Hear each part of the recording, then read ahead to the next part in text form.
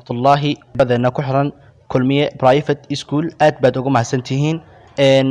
insha Allah waxaan doonayaa inaan maanta aan idin soo bandhigo ama idin sheego inaan furnay group Telegram ah groupkaas oo aynu markaasi ardayda ku xasuusin doona mar alla marka casharka aan soo dhigno aanu leenahay casharka hebel baa la soo dhigay marka insha Allah maalmo kooban ayaa ka hartay bisha barakeysan ee Ramadaanka saa marka casharo waxa soo socda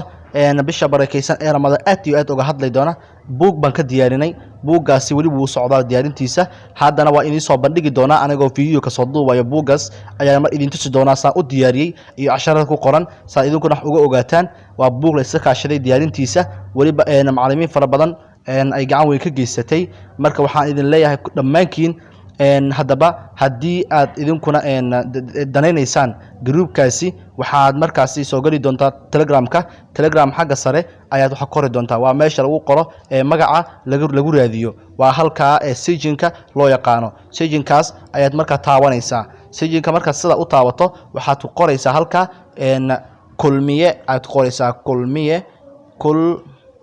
kulmiye private leedahay kulmiye private waa kala baxsanaysaa kulmiye private ama kulmiye private halkaas baa ku celinaysaa bas waa kulmiye private iskuulka dhan kuma darayso waa kulmiye private markaad saas ayuu ku soo baxayaa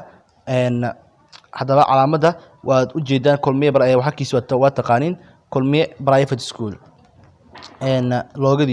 loogada idin soo baxayso marka sidaa uu idinkagu soo baxo waad u jeedaan waad taabanaysaa kulmiye private waad u jeedaan ardayda halkan waxa markaa ku jirta waxaan soo dhigaynay ama soo gudbinaynay haddaba adigu waad ku soo biiri kartaa Telegram groupkaaga nagu soo biir saa markaa ku ogeysiino mar alla marka cashar soo dhigno haatana waxaan idin soo bandhigi doonaa mar dhow insha Allah buuga aan hadda wadno diyaarintiisa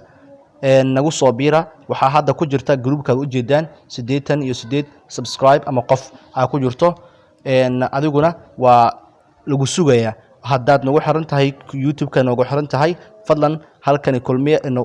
inagu soo saaxiib insha Allah waxaan ku rajaynayaa inaad marka na soo booqan doontaan fadlan